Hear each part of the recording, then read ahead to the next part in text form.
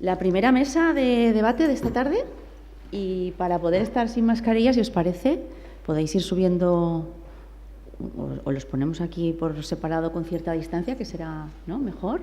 Yo te dejaré aquí mi sitio. Jesús, empezará Jesús Rubí. Aquí tenemos la presentación. Y se trata de tener una tarde que sea lo más amena posible e interdisciplinar, como veréis, y tal como hemos preparado el programa. Y empezaremos con Jesús Rubí para hablar del impulso de la investigación sanitaria en el marco de la normativa aplicable. Yo quisiera aprovechar primero para dar las gracias a Jesús por estar aquí y decir que desde hace unos meses, bueno, de hecho ya es casi un año, tenemos un convenio de colaboración con la Agencia Española de Protección de Datos, el Observatorio y la Agencia, para trabajar estos temas, sobre todo en el ámbito de la salud, como sabéis, y especialmente para también transferir el conocimiento y crear sinergias que sean relevantes y que incorporen esta reflexión no solo jurídica, sino esta reflexión ética que también es necesaria. Así que gracias por estar aquí. La primera parte será tuya, tendrás 20 minutos.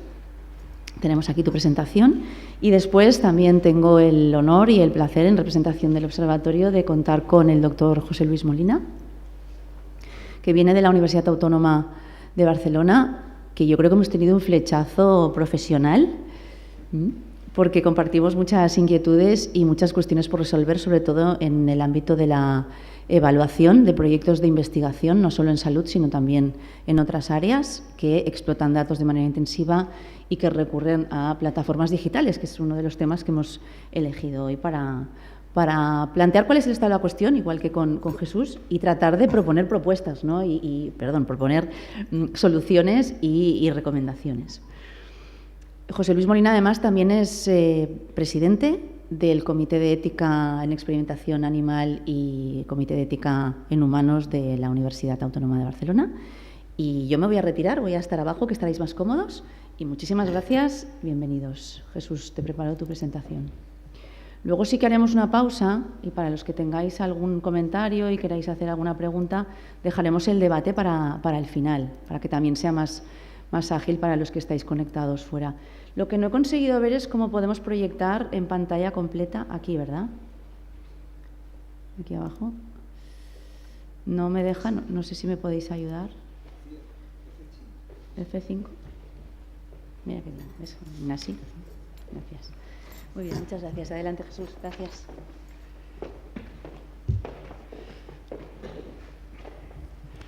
Bueno, buenas tardes. Gracias al Observatorio por la invitación y un saludo de la directora de la Agencia de Protección de Datos, que ha sido Mar España, quien ha tenido una relación muy intensa con el Observatorio y ha organizado estos sistemas de cooperación. Yo voy por contraste con la anterior ponencia, yo voy a hacer referencia a la investigación rigurosa que se puede hacer en el ámbito sanitario, que es una investigación rigurosa dirigida no tanto a la obtención de beneficios o a la captura de datos con muy diversas finalidades, como hemos escuchado, sino a una investigación que pueda redundar de una manera contrastada y de una manera fehaciente en ventajas para la ciudadanía. Y haciéndolo desde una perspectiva que es la de que la normativa de protección de datos, que efectivamente durante mucho tiempo se ha considerado que es un obstáculo para la investigación, yo creo que nunca ha sido exactamente así, pero en realidad ahora con el nuevo marco europeo de protección de datos y la Ley Orgánica de Protección de Datos y Garantía de Derechos Digitales, esta normativa ofrece garantías que permiten evitar buena parte de los riesgos que antes se han comentado, pero al mismo tiempo tiene fórmulas flexibles que posibiliten el desarrollo de esta investigación. Partíamos de un mundo en el que las bases jurídicas para la investigación eran muy limitadas. Un consentimiento expreso para unas finalidades muy estrictas. Si no había un consentimiento, una habilitación legal expresa que exceptuara el consentimiento y, como digo, unas finalidades de esos consentimientos y de la investigación muy centrada en proyectos de investigación concreto. Por tanto, unas limitaciones relevantes. En cambio, el Reglamento General de Protección de Datos, el Reglamento Europeo, ha hecho dos importantes modificaciones. Una, que ha abierto las bases jurídicas para tratar datos de salud con fines de investigación, y otra que ha dotado a la interpretación de esta norma de unos criterios, para no andar chupeteando la botella, ha dotado de unos criterios interpretativos que facilitan el que se pueda entender, el evitar interpretaciones restrictivas de esta normativa. El tratamiento de datos de salud en el Reglamento Europeo tiene dos fases. Una, que hay una regla general, una prohibición general para tratar datos de salud. Para tratar datos de salud hace falta que concurran algunas de las excepciones que están en este artículo 9. Pero como se puede ver con las que he remarcado en rojo, buena parte de estas excepciones que permiten el tratamiento de datos de salud están relacionadas con la investigación. Hacer frente a amenazas transfronterizas graves para la salud, elevar los niveles de calidad y seguridad de la asistencia sanitaria y de los medicamentos o productos sanitarios, realizar investigaciones científicas en el ámbito sanitario. Expresiones muy amplias que permiten levantar esa prohibición general. Y una vez que se levanta esa prohibición general, hay que buscar una base jurídica que permita tratar los datos de salud. Y el reglamento supera esta limitación o esta prevalencia del consentimiento para hacer investigación sanitaria y tiene bases jurídicas para hacer tratamientos de datos de salud en su artículo 6, que están todas en condiciones de igualdad. Un contrato, una obligación legal, el consentimiento, motivos de interés público, inclusive intereses legítimos de quien quiere hacer la investigación, y con una ponderación sobre las implicaciones que puede tener en los derechos de las personas, se pueden hacer sin consentimiento con esa base jurídica. Hay una homogeneidad de las bases jurídicas, un primer avance, y en todo caso se remite al derecho de la Unión o de los Estados miembros, porque en el ámbito sanitario las regulaciones nacionales son muy antiguas, muy precisas y muy exhaustivas. Pero además de haber abierto las bases jurídicas para la investigación, el reglamento ha abierto los criterios interpretativos. Y he traído aquí varios considerandos del reglamento, que no son normas, pero que sí son criterios de interpretación, que permiten interpretar de esa manera flexible las habilitaciones o las regulaciones que hay en esta materia. El primero, el considerando 159. El tratamiento con fines de investigación científica debe interpretarse de una manera amplia, no de una manera vinculada a un proyecto concreto, de una manera amplia. Deben incluirse entre los fines de la investigación estudios de interés del público en el ámbito de la salud. El considerando 157 añade que, o reconoce, que combinando información que provenga de distintas fuentes y de distintos registros, esa investigación tendrá más valor y los resultados serán más sólidos, proporcionará conocimientos de más alta calidad, lo cual estimula el que haya tratamientos que pueden ser tratamientos masivos de la información y con tecnologías cada vez más desarrolladas, siempre que sean con estas garantías. El considerando 52 hace referencia a que las excepciones a esta prohibición de tratar los datos de salud no solo incluye exclusivamente lo que se refiere a investigaciones precisas, como puede ser la investigación biomédica o los ensayos clínicos con medicamentos, sino también a investigaciones más amplias que se estén relacionadas con la gestión de los servicios de asistencia sanitaria, es decir, del diseño de nuevos productos más allá o de nuevos servicios que vayan más allá de los resultados de una investigación concreta o de resultados que permitan garantizar la calidad y la rentabilidad, que es un aspecto esencial en el entorno de la actividad sanitaria. Y el considerando 53 reconoce también que el tratamiento de estos datos de salud, como de categorías especiales de datos, tienen que tratarse no solo en beneficio del sujeto fuente que ha dado su consentimiento para que se realice una determinada investigación, sino también en beneficio de la sociedad en su conjunto. Y finalmente, el considerando 33 hace un reconocimiento palmario, que con el desarrollo tecnológico se ha multiplicado, que no es posible determinar la finalidad del tratamiento en el momento inicial de la recogida de los datos para hacer investigación, y que, por tanto, hay que permitir la reutilización de la información sanitaria con fines de investigación de una manera más amplia, que vaya más allá de proyectos concretos a áreas más amplias de investigación. Por tanto, tenemos unas bases jurídicas más amplias, todas equilibradas, no una prevalencia del consentimiento y unos criterios de interpretación flexibles. Y esto es lo que va a permitir que la interpretación que se haga del reglamento en el ámbito de la investigación sanitaria interrelacionada con la legislación nacional, pues tenga una mayor flexibilidad y una mayor potencialidad. ¿Cuál ha sido la última novedad que se ha producido en el ámbito del derecho interno en materia de investigación sanitaria?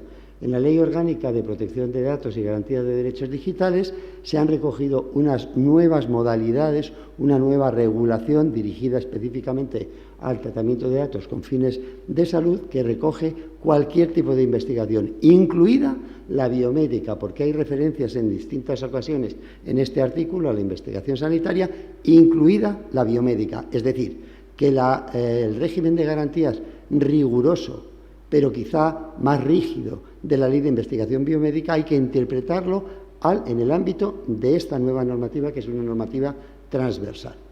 ¿Y qué es lo que viene a decir? Pues hace referencia a todos dentro del artículo 9, que establece las prohibiciones para tratar categorías especiales de datos, entre ellos los de salud, hace referencia a todos los apartados de ese artículo 9 que permiten levantar esa prohibición: la medicina preventiva, la prestación de asistencia al tratamiento de tipo sanitario, la gestión de servicios de asistencia sanitaria, razones de interés público en el ámbito de la salud pública, las amenazas transfronterizas, la investigación científica.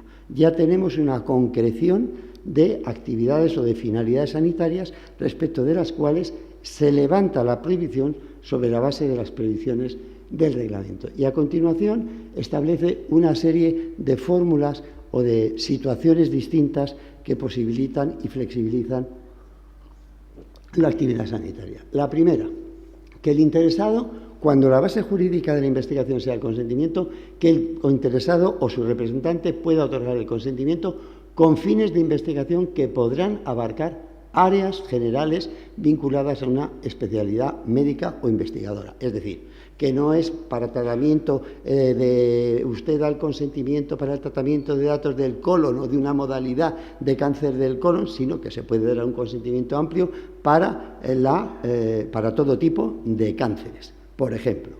Y esto ha abierto de una manera notable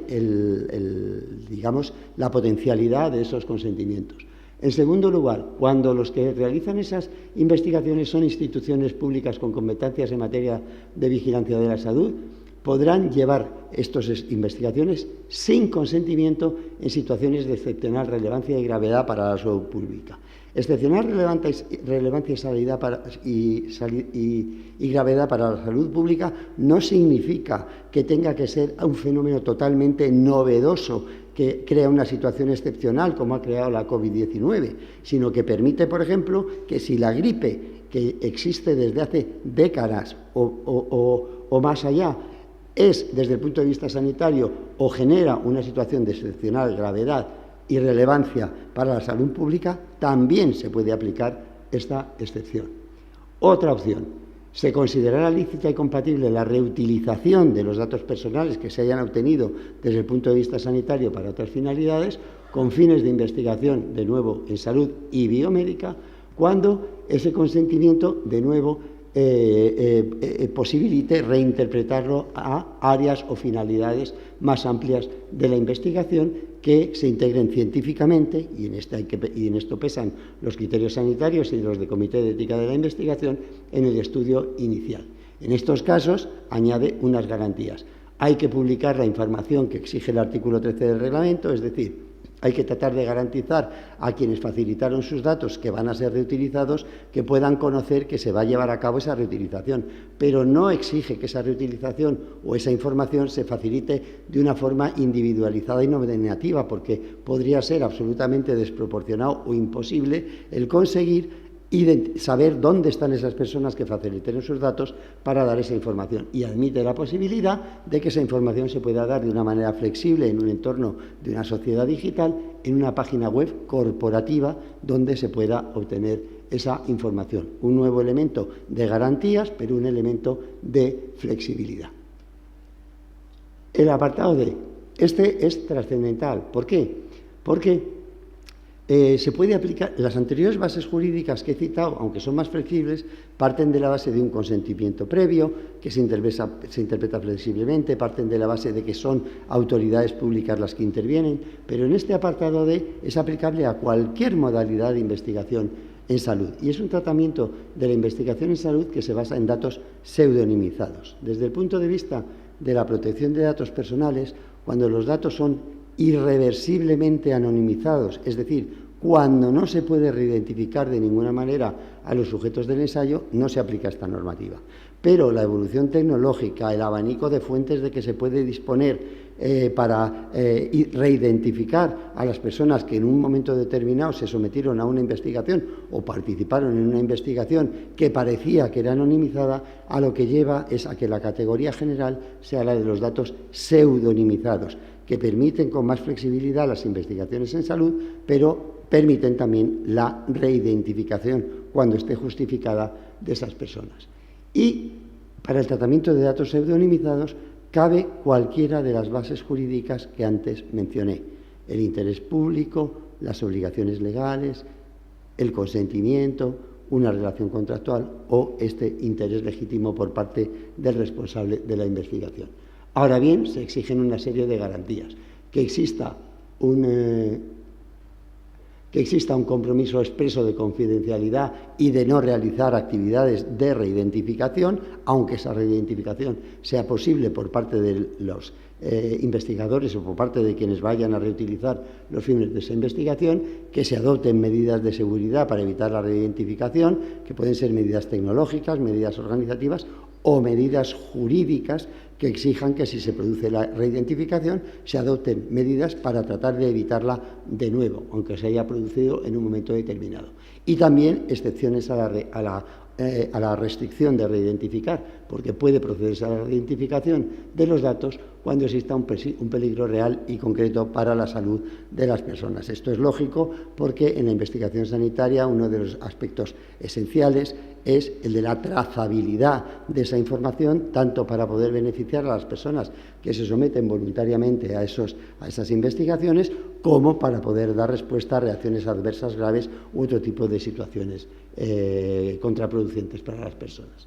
También esta norma prevé, conforme como señala el Reglamento Europeo de Protección de Datos, que los derechos de acceso, de rectificación, de supresión, de oposición, etcétera, en el ámbito sanitario tengan limitaciones. El de acceso es un derecho que no tiene prácticamente ninguna limitación, la única limitación es en realidad la de las anotaciones subjetivas cuyo respeto exijan los propios, no los centros sanitarios, sino los propios profesionales que han desarrollado la historia clínica. Pero el derecho de supresión pues tiene un efecto muy limitado en el ámbito sanitario, porque si esa información es necesaria para la salud de ese paciente o para otros motivos de interés público en el ámbito de la salud, la ley de autonomía del paciente pues restringe la posibilidad de suprimir. Y el derecho de rectificación únicamente se puede llevar a cabo cuando sea,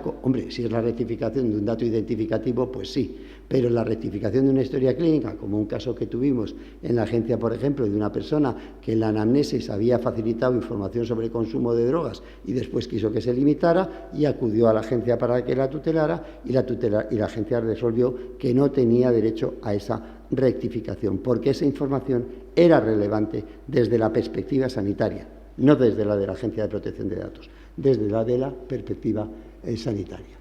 O también limitaciones de los derechos cuando concurran intereses públicos esenciales relacionados con todas estas finalidades. Y también para realizar esta investigación con estas fórmulas flexibles, pues se han añadido en esta ley unas garantías adicionales. Uno, que se realice una evaluación de impacto. Una evaluación de impacto es una metodología que trata de analizar los riesgos, y los riesgos sobre todo, no solo de seguridad, sino los riesgos que se pueden producir para los derechos de las personas que participan en la investigación antes de realizar la investigación, y adoptar medidas que minimicen o que mitiguen esos riesgos. Y entonces, entre esas garantías está el que se haga una evaluación de impacto que sería exactamente igual de obligatoria para todas estas aplicaciones y desarrollos a los que se ha referido anteriormente, de captura de información de todo tipo de aplicaciones, etcétera, por parte de entidades norteamericanas que están sujetas al Reglamento Europeo de Protección de Datos cuando capturan datos o dirigen servicios a los ciudadanos europeos. Y, en particular, esa evaluación de impacto tiene que estar dirigida a evitar los riesgos de identificación. Más garantías, aplicar las normas de calidad sanitaria, las directrices internacionales sobre buena práctica de la salud, garantizar que los investigadores no accedan a la investigación, porque estamos partiendo de que se parte de la premisa de que es una investigación pseudonimizada, aunque con esas excepciones que exijan garantizar la trazabilidad, y también, como garantías de cumplimiento, el que haya un sometimiento, como lleva siendo histórico, al Comité de Ética de la Investigación, y, además, que en ese Comité de Ética de la Investigación haya una persona especializada en la materia de protección de datos que pueda evitar, como yo por lo menos me he encontrado en muchas ocasiones, interpretaciones absolutamente restrictivas de una normativa que no es especialmente o que es compleja y respecto de los cuales en muchas ocasiones los comités de ética de la investigación, que tienen una enorme capacitación en cuanto a otros aspectos, pero en lo que es relacionado con la normativa de protección de datos, no tanto, máxime teniendo en cuenta la tradición de interpretaciones restrictivas que ha hecho la normativa sanitaria. Y la ley orgánica pues, ha incorporado sistemáticamente una serie de disposiciones adicionales para que se interrelacionen con esta disposición adicional 17ª. La primera ha incluido un capítulo con un solo artículo en la Ley General de Sanidad, que dice: todas las investigaciones de sanidad, el tratamiento de datos hay que remitirlo a la disposición adicional 17ª, de forma y manera que si hay alguna restricción incompatible con las de esta disposición en una normativa de investigación sanitaria concreta, pues se pueda reinterpretar en virtud de esta norma. Y también ha modificado la Ley de Autonomía del Paciente para dar mayores facilidades en la investigación epidemiológica, porque la regla general que tiene la Ley de la Historia Clínica, la Ley 41/2002, o la normativa autonómica, es que para hacer investigación se separen los datos identificativos de los pacientes. Y en materia de epidemiología, según comentan los especialistas, en muchas ocasiones es necesario proceder a esa identificación. Y por eso ha dado una norma un criterio más flexible. Hay otras excepciones que tienen que ver con la intervención judicial. Si un juez dice que se le dé toda la información relativa a una investigación, pues hay que facilitársela. Y, de nuevo, se amplía esta posibilidad de proceder a la reidentificación por razones epidemiológicas cuando haya una situación de epidemiología grave o cuando el tratamiento de datos se haga entre personas sujetas a obligación profesional de secreto, lo que concurre en todos los profesionales sanitarios. Y termino en 2 minutos con recalcando que la norma europea amplía con flexibilidad las bases jurídicas para hacer investigación. Se remite al derecho nacional. La interpretación que la propia norma europea da en sus considerandos promueve la flexibilidad en la investigación. La disposición adicional 17ª ha dado un abanico más amplio de aplicación de modalidades que permiten la reutilización de la información sanitaria con fines de investigación y de una manera más flexible.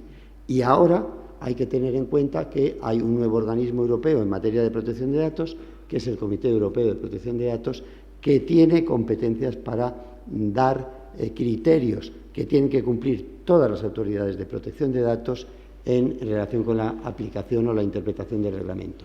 Y hay un dictamen particularmente relevante que voy a mencionar sintéticamente porque es bastante complejo, que es el dictamen 3/2019, que es un dictamen que promueve de una manera más intensa todavía la investigación. Este dictamen es consecuencia de unas preguntas que hizo la Comisión Europea sobre la aplicación del Reglamento Europeo de Ensayos Clínicos con Medicamentos. Y en contestación a esas preguntas, para la gran sorpresa de la Comisión Europea, el Comité Europeo de Protección de Datos lo que dijo es: vamos a ver, la base jurídica, la legitimación para el tratamiento de datos de salud en ensayos clínicos con medicamento.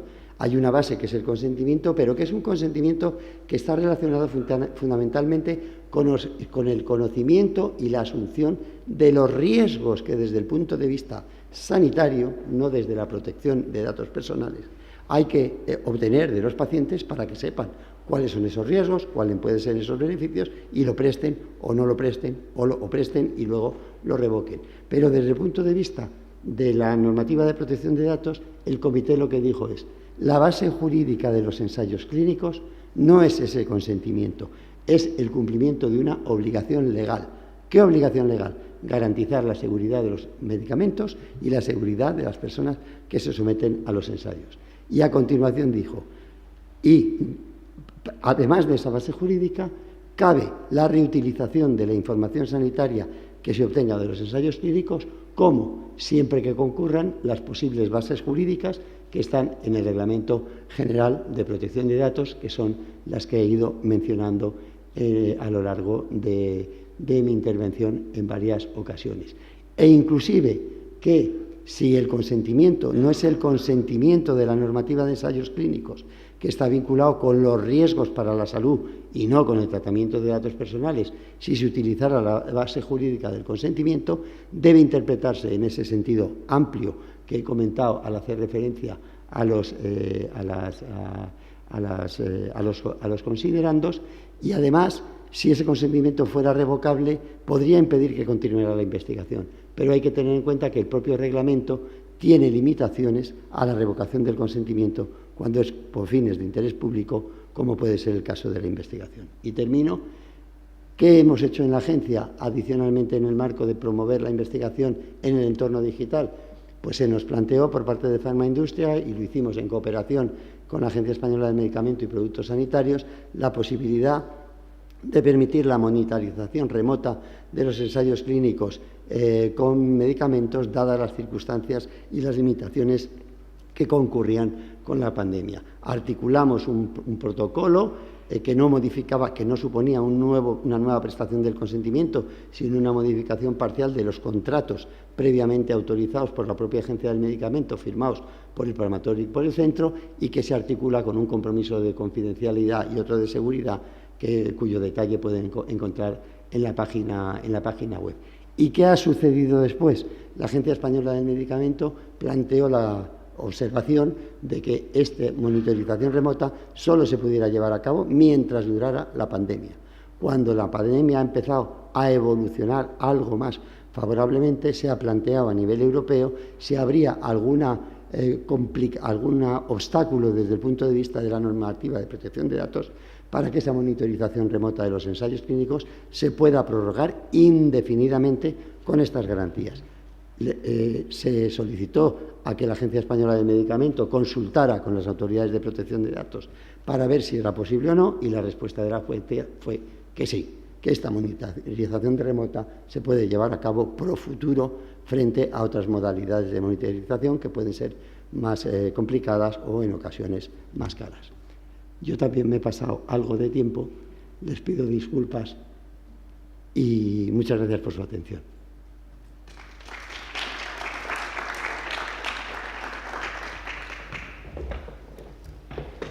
Gracias, Jesús. Luego seguimos en el debate. Yo ayudo aquí a cambiar de PowerPoint.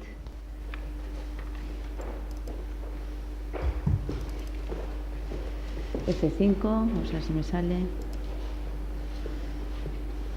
Aquí. Adelante, José Luis.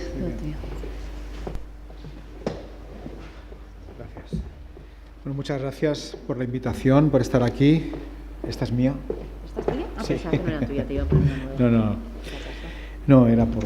simplemente, pues eso, ¿no? Encontrar un foro de debate crítico en el que sentirme cómodo, pues ha sido un descubrimiento, y os agradezco mucho la invitación y el cariño y la capacidad de poder explicar algunas de las cosas que estamos haciendo.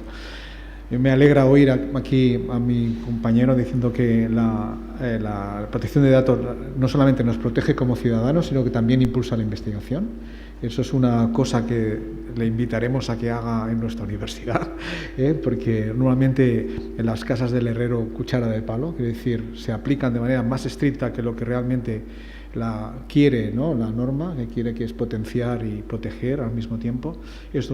Y la segunda cuestión que me ha interesado también es que yo os voy a explicar un poquito una investigación que estamos haciendo con financiación del CNRS francés sobre trabajadores de plataformas digitales en España y América Latina.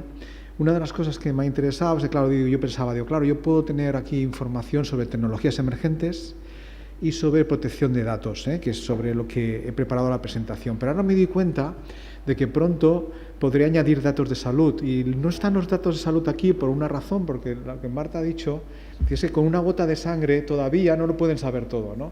Si lo pudiesen saber todo, entonces ya esta presentación que tendremos en breve será tecnologías emergentes, protección de datos personales y salud, ¿de acuerdo? Entonces, ¿esto funciona? Vamos a ver. Sí, bueno, me refiero simplemente a lo que ya lo hemos comentado hace un momentito. A ver si esto va para atrás.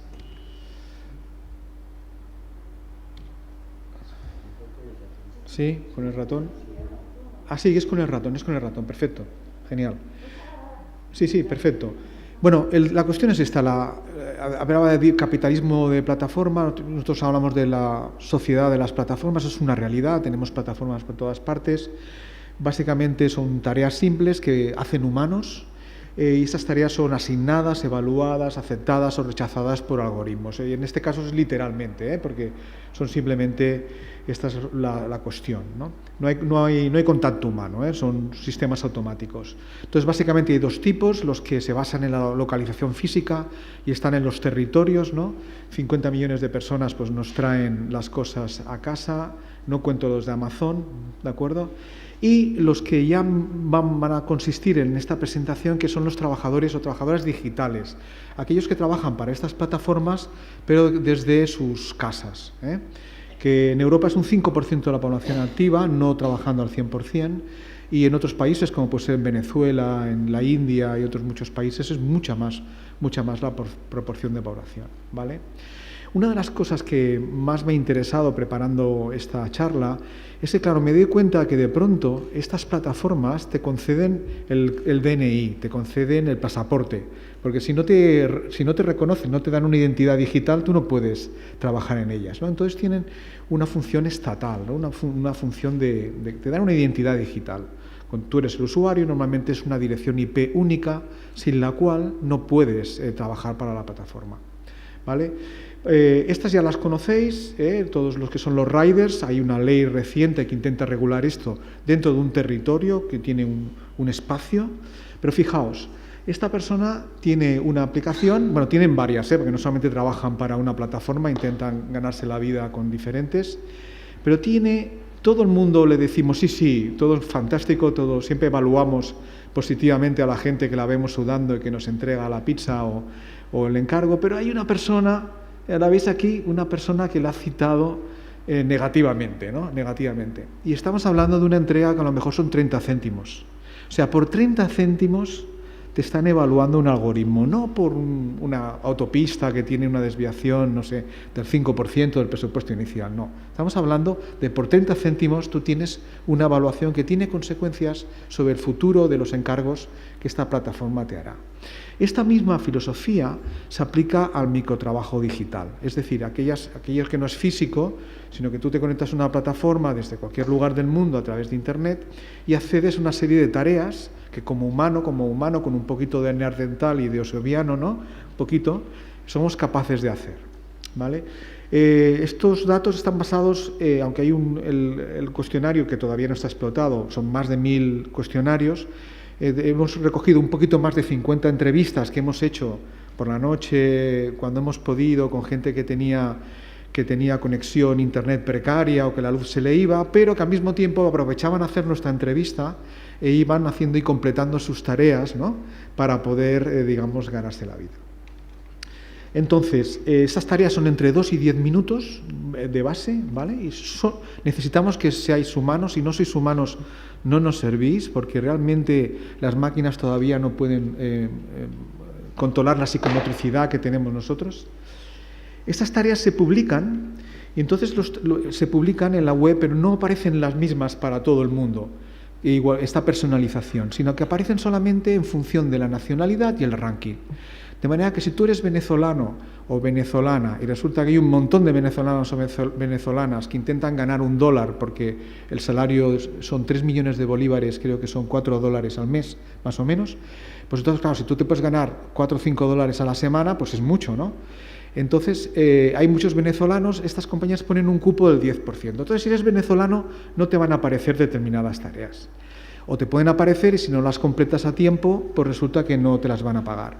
Y lo segundo es que en función de la satisfacción con los clientes, el algoritmo te va a dar mejores tareas, mejor retribuidas o peores tareas, ¿no? Primero te evalúa, ¿de acuerdo? Y entonces otra cosa interesantísima para mí es que te las pagan si el algoritmo considera que está bien hecha la tarea, ¿no? Si no está bien hecha, pues tienes que intentar ir contra una pared, ¿no? Contra una cita previa, para entendernos, ya pues sabéis lo que es, ¿no? Una compañía de telecomunicaciones, ¿no? Intentando hablar con alguien, ¿de acuerdo? Entonces esto lo he tomado de esta publicación de Obradoiro y Rodríguez. Entonces fijaos en el señor trabajando aquí. Esto lo ve el responsable de seguridad, de riesgos laborales de mi universidad, y le da un ataque al corazón, porque ya nos vinieron a hacer la silla, no era ergonómica, nos obligaron a cambiar la silla, la pagamos nosotros, pero bueno, quiero decir, alguien se preocupó por las estanterías, la luz, la posición. Miraos la silla que tiene este hombre, donde se pasa la mayor parte de las noches, porque claro, las tareas las ponen durante el día. Entonces esto lo hicimos a través de Clickworker, que es una de las plataformas, pero hay otras muchas, ¿vale? Hay 3 tipos básicos de tareas que hacen estas personas. Una son las de inteligencia artificial, que ya conocéis, y aquí Marta nos ha puesto ejemplos maravillosos, ¿no? Una es el reconocimiento de imágenes, la validación de decisiones de algoritmos, es decir, los algoritmos toman decisiones sobre cosas y entonces le pides a un humano, oye, ¿he tomado la decisión correcta del algoritmo o no? ¿No? Por ejemplo, de cruzar una calle. Y también el reconocimiento de emociones humanas en rostros o en textos, lo que se llama emotional analysis, ¿no? Que ya de manera automática puedes ver, sobre todo en Twitter y estos sistemas, hasta qué punto hay confrontación, polarización, etcétera, de manera automatizada, ¿no? Entonces os tomo entre comillas, ¿no? Un testimonio de una de estas personas. Digo, el empleador era alemán. Pedía que te grabes con tu celular y que te empieces a hacer réplica de las imágenes que él te mostraba. Por ejemplo, y cara de sorprendido, cara de asustado, llorando. Dependiendo cómo era tu reacción, cómo lo lograbas, te aceptaba o no. O sea, el algoritmo dice, no estás llorando lo suficientemente bien, ¿no? No estás riendo lo suficientemente bien como para que yo te pague los 3 céntimos de la cuestión, ¿vale? La tarea más complicada que recuerda, y esto lo dice el investigador o investigadora, a pie de nota de la entrevista, es hacer 30 fotos de su dedo. Yo creo que a la gente de la protección de datos le puede dar un ataque al corazón, ¿no? 30 fotos de sus huellas dactilares. Dice, cree que para ver sus huellas dactilares le pagaron $5, ¿no? Estamos bien. Bueno, entonces ya veis lo que hace ese tipo de actividades, ¿no? A un humano como cualquiera de vosotros o vosotras le dicen, oye, ¿esto qué son, niños o farolas? ¿No? ¿Van a cruzar o no van a cruzar? ¿Es peligroso o no es peligroso? ¿De acuerdo? O os piden que este hombre se lo ha hecho a sí mismo, ¿no? Que os hagáis diferentes emociones y que las vayáis poniendo en esa gran base de datos, cuanto más datos mejor. Bueno, un segundo tipo de microtareas, dejamos el de inteligencia artificial, que están muy claras. Lo que son moderación o promoción de contenidos. Aquí hemos intentado evitar todos los temas más cruentos, ¿no? Irnos simplemente a las cosas más habituales, ¿no? No hemos hablado de cosas terribles, ¿no? Entonces, esto es TripAdvisor, Facebook, Instagram, Twitter, etc. Dice, esas tareas pagan bastante. A veces me han pagado hasta $1. Por escribir la reseña de un producto y de una empresa. Yo me meto con mi perfil o con el perfil de otra persona, el de María, ¿no? Como es el de María, analizo un producto, veo lo bueno, lo malo, lo mejor o peor y les escribo una reseña sobre el producto, ¿de acuerdo? Esto es una promoción de un contenido, ¿de acuerdo? Dice, o un comentario más, en este caso de una compañera nuestra, una investigadora, dice, él utiliza sus cuentas personales para realizar las tareas. Frente a esto no se cuestiona usar sus cuentas personales, al contrario, considera que es parte de la demanda de los empleadores y, por tanto, es un elemento para realizar bien el trabajo. O sea, ya los datos personales ya, digamos, es que los tienen que tener, porque yo quiero hacer bien mi trabajo, yo me quiero ganar bien la vida. Aquí, aunque no se ve muy bien, he intentado evitarlo, me fui a ver una de estas referencias y era un hotel de 5 estrellas en los Emiratos Árabes. ¿De acuerdo? He quitado la referencia del hotel, ¿no? Y entonces hablaba del desayuno, o sea, del resort, o sea, no quiero decir que toda la promoción sea falsa, lo único que digo es que estas cosas pasan, ¿vale? Estas cosas se contratan, ¿no? Y como podéis ver, son todo verde, todas las estrellitas, todo muy bien. Pero literalmente un pedazo de hotel al que no asistiremos nunca ninguno de nosotros. Bueno, con esto del microtareas o moderación de contenidos, un poquito más. Sí, normalmente las tareas de YouTube te piden el nombre de usuario, en su caso el correo electrónico, esto en la lista que nos ha citado Jesús, con el que tienes YouTube. Te piden comentarios, las frases que te dan ellos para buscar el vídeo, la URL del vídeo, y en ocasiones te piden la página de YouTube, para que lo puedas compartir en redes sociales como Facebook, Twitter, LinkedIn o Instagram. Yo aquí he puesto la mía, pero claro, yo no soy activo. Pero claro, cuando hablando con la gente que lo hace, te dicen, no, claro, yo no me puedo dedicar simplemente a explotar la gente que me sigue, yo les tengo que dar valor. Por lo tanto, aparte, cuando dejo de trabajar a la plataforma, estoy retuiteando contenidos, estoy enviando cosas interesantes para poder mantener todo mi grupo de seguidores que me permitan acceder a estos 4 o 5 céntimos delta. La última o la penúltima, no os quiero aburrir. No. Yo utilizo mi verdadera cuenta porque ellos piden que sea una cuenta real con verdaderos seguidores. Entonces tengo que usar la más propia, la más mía propia, que es lo que llevo tiempo manejando. Esto de manejando es invirtiendo, ¿no?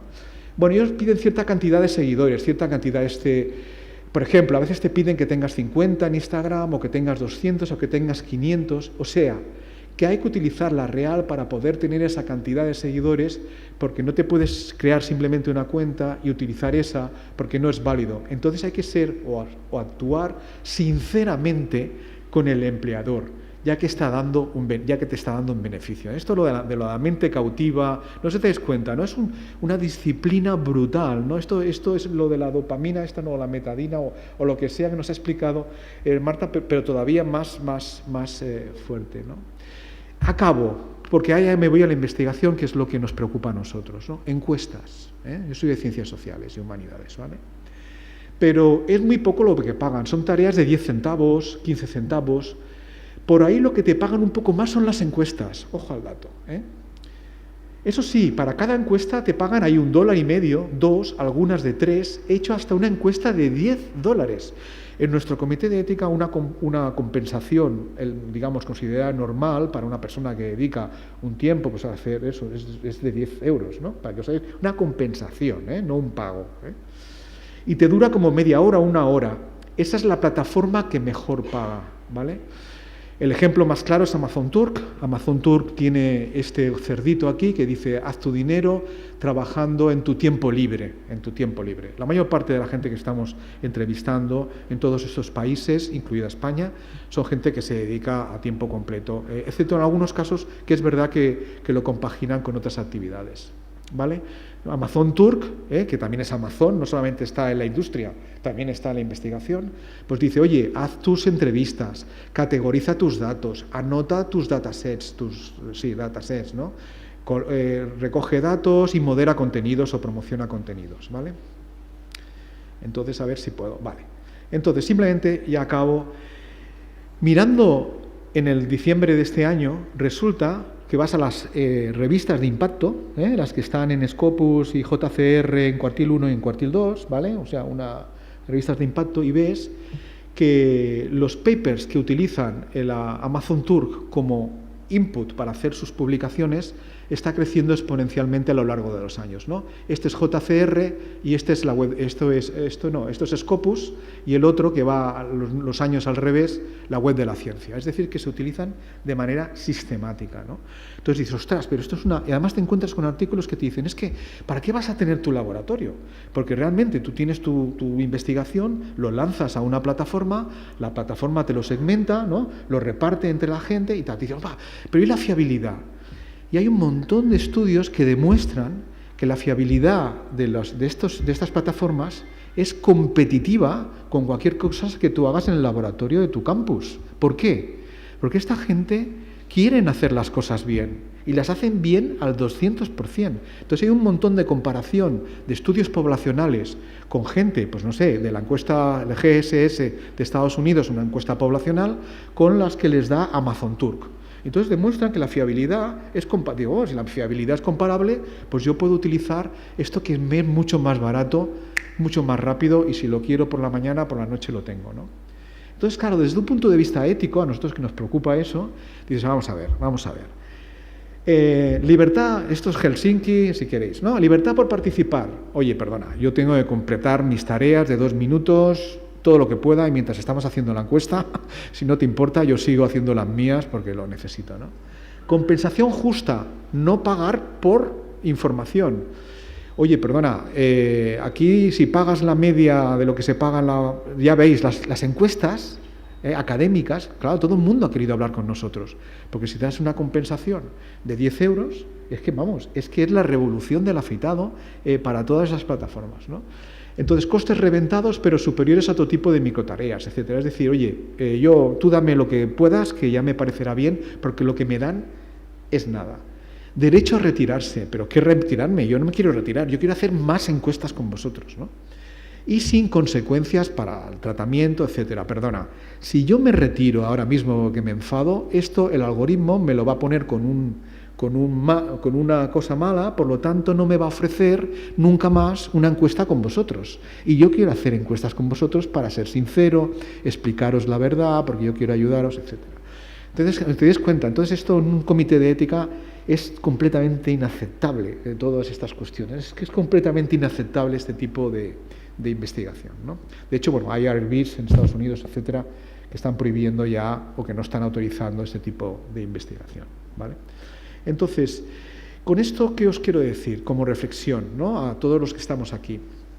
¿Qué es lo que me toca a mí? Ser un poquito más crítico con nosotros mismos. Que los datos personales no es simplemente unos derechos. Los datos personales son unos derechos para nosotros, porque tenemos autoridades y leyes que nos protegen. Para la mayor parte del planeta, los datos personales no son derechos, son activos para poderse ganar la vida. No sé si me explico, ¿eh? Y después la otra cuestión que a mí me preocupa más. Hablamos con una rotundidad enorme sobre, pues eso, ¿no? Datos esto es que además es impresionante. A ver, los servidores tienen que estar en el suelo europeo. Los datos personales de los ciudadanos europeos, estén donde estén, si no recuerdo mal, están sujetos, pues, a que los tratamientos respeten las bases descritas, ¿no? Come on. Resulta que yo creo que el mapa al que miramos de Ucrania, Rusia y tal, es que es falso, porque hay muchos más estados de los que vemos en los mapamundis. Y la prueba es que estos microtrabajadores los podemos entender mejor y entender su conducta mejor si los consideramos emigrantes en nuevos estados los he llamado paraísos digitales en lugar de decir paraísos fiscales o paraísos de datos personales o paraísos de regulación. Pero son reales estados. ¿Por qué? Primero, conceden la identidad, que es el pasaporte, ¿no? Mi hija es adoptada y el pasaporte, ¿no? El pasaporte es la base. Yo cuando salí con el pasaporte digo, ya está todo hecho, ¿no? La segunda, ejercen control, y el control legítimo es una de las atribuciones de los Estados. Los Estados tienen el derecho, la obligación y el control sobre sus ciudadanos, preservando el bien público, interés general, todo lo que queráis. Pero el ejercicio legítimo de la violencia y del control es parte de la autoridad estatal. ¿vale? Y lo hacen con la ayuda de inteligencia artificial. Disciplinan a sus colaboradores, ¿no? Ya habéis visto, ¿no? Es que yo tengo, es que, bueno, y si no quiero ser sincero, me da igual, voy a ser sincero por la cuenta que me trae, ¿no? Hay una base de datos tan amplia que el algoritmo rápidamente detecta que no soy sincero. Por cierto, hablando con gente que trabaja con Facebook, resulta que sabían hace ya un año, que tenían 50 millones de perfiles falsos, entre ellos el mío, ¿no? Porque yo siempre intento ver un poquito, lo está controlado, saben que son perfiles falsos, no engañamos a nadie, ¿no? Y extraen valor de sus datos personales, es decir, que ahora mismo los humanos, ¿no? Solamente tenemos las capacidades psicomotrices que nos dio la evolución, ¿no? Y el Homo sapiens sapiens, sino que por suerte tenemos unos datos personales que todavía estos algoritmos, estas inteligencias todavía no tienen, aunque empiezan a tener nombres y pronto tendrán identidad y nos harán regalos.